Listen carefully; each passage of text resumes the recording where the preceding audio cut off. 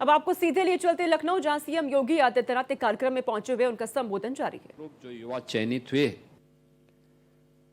उन्होंने भी पूरी ईमानदारी के साथ उत्तर प्रदेश सरकार का हिस्सा बनकर के अपनी प्रतिभा और अपनी ऊर्जा का लाभ उत्तर प्रदेश को दिया।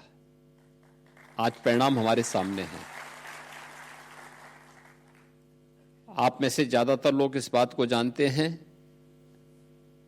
आज से 8 वर्ष पहले आप में से ज्यादातर जो नवनियुक्त अनुदेशक हैं वे अपने पॉलिटेक्निक में या स्कूली जीवन में रहे होंगे, और उस समय इस बात का अनुभव क्या होगा आप लोगों ने कभी कि उत्तर प्रदेश के साथ दो बातें चस्पा थी। एक, उत्तर प्रदेश का नौजवान या उत्तर प्रदेश का कोई नागरिक उत्तर प्रदेश के बाहर जाता था तो उसके सामने एक पहचान की संकट खड़ी होती थी। लोग हे दिस से देखते थे। परिणाम था उत्तर प्रदेश के नागरिकों के मन में एक हीन भावना पैदा होती थी। और दूसरा, हमारे ऊपर एक लेवल लगा दिया गया था कि ये बीमारू राज्य है, यानी देश के विकास का बैरियर है। इतना बड़ा राज्य, इतना संसाधनों से भरपूर राज्य, प्रकृति की और परमात्मा की असीम कृपा वाला राज्य, जिस राज्य में बार बार ईश्वर को भी अपने किसी न किसी अवतार के रूप में जन्म लेना पड़ा, आना पड़ा, ऐसा राज्य और बीमारू हो जाए, पहचान के संकट के दौर से गुजर जाए, कोई भी व्यक्ति अपने आप को सुरक्षित महसूस न करे,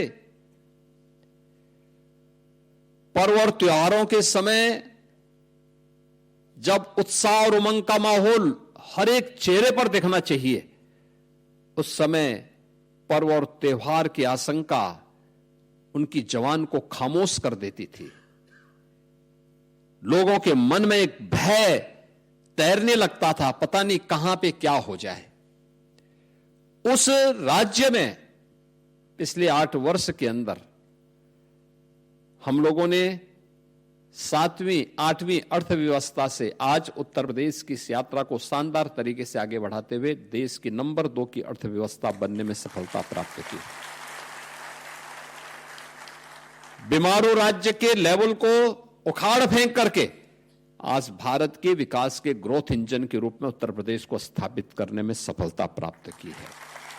और ये तब हुआ है जब उत्तर प्रदेश के 25 करोड़ की आबादी ने उत्तर प्रदेश सरकार से जुड़े हुए सभी अधिकारी कर्मचारियों ने,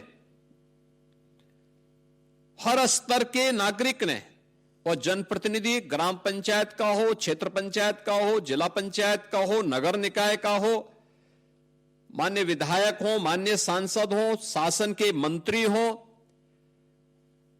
और डबल इंजन की सरकार हो, इन सब ने जब मिलकर के प्रयास किया तब ये परिणाम हमारे सामने आए। आज उत्तर प्रदेश देश के अंदर सबसे तेज गति से अग्रसर प्रदेशों में गिना जाता है। सबसे तेज गति से विकास की दर उत्तर प्रदेश की देश के अंदर सर्वाधिक है। हर एक क्षेत्र में आज उत्तर प्रदेश अग्रणी स्थानों में आता है। 17 के पहले जो प्रदेश बॉटम 5 में था, आज वो प्रदेश देश के अंदर ज्यादातर स्कीम में नंबर 1 पर है, और जहां पर नंबर 1 पर नहीं, वहां टॉप 3 में उत्तर प्रदेश को कोई नहीं हटा सकता। वहां पे उत्तर प्रदेश ने यह अपनी गति को इस रूप में प्रगति की तरफ आगे बढ़ाने में सफलता प्राप्त की। और ये तब जब हम लोगों ने उत्तर प्रदेश के नौजवानों के लिए एक बहुत साफ सुथरा मंच दिया। आप में से जितने भी 1510 अनुदेशक चयनित हुए हैं, किसी को भी कहीं से सिफारिश कराने की नौबत नहीं आई होगी। किसी को पता ही भी नहीं रहा होगा कि उसका चयन होगा नहीं होगा। जिसने तैयारी की होगी उसका चयन हुआ है, जिसने नहीं की होगी तैयारी करेगा, फिर आने वाले समय में होगा। एक विश्वास मन में होना चाहिए, और ऐसा नहीं कि अब उत्तर प्रदेश के अंदर केवल सरकारी नौकरी के भरोसे ही लोग काम करें। अब तो नौकरियों की एक पूरी बौछार हो रही है। प्रदेश के अंदर कानून व्यवस्था का जो माहौल पैदा किया गया, सुरक्षा का एक बेहतरीन माहौल पैदा किया, दंगा मुक्त, गुंडागिर्दी से मुक्त, माफिया मुक्त राज्य की अवधारणा ने उत्तर प्रदेश में बड़े बड़े निवेश को आमंत्रित किया। और इसका सर्वाधिक लाभ अगर किसी को प्राप्त हुआ है तो व्यावसायिक शिक्षा, कौशल विकास और उद्यमिता से जुड़े हुए नौजवानों को हुआ है। पिछले 8 वर्ष में 60 लाख से अधिक ऐसे लोगों को उत्तर प्रदेश के अंदर नौकरी मिली है, जिसमें से 14 लाख नौजवान वे हैं जिन्होंने उत्तर प्रदेश कौशल विकास मिशन के माध्यम से ट्रेनिंग ली और किसी न किसी उद्योग और उद्यम में वह आज समायोजित हुआ है। अभी पिछले दिनों मुझे व्यावसायिक शिक्षा, कौशल विकास के इस कार्यक्रम के साथ लखनऊ में ही एक कार्यक्रम के साथ जुड़ने का अवसर प्राप्त हुआ था, और मैं उस दिन देख रहा था जिन नौजवानों का चयन हुआ था वहां, वे नौजवान वो थे जो, आप सोचिए, आईटीआई पास है, स्किल मिशन के माध्यम से, यूपी स्किल मिशन के माध्यम से उनका चयन हुआ, और जो कंपनी उनको ले जा रही थी, कोई उनको 1 लाख रुपए दे रही थी, किसी को 75,000 रुपए दे रही थी, किसी को 50,000 रुपए दे रही थी। 35,000 से कम तो किसी भी नौजवान का नहीं था। आप मुझे बताओ, आज से 8 साल पहले कोई कल्पना करता था? 8 साल पहले तो कोई उद्योग भी नहीं लगाता था यहां पे।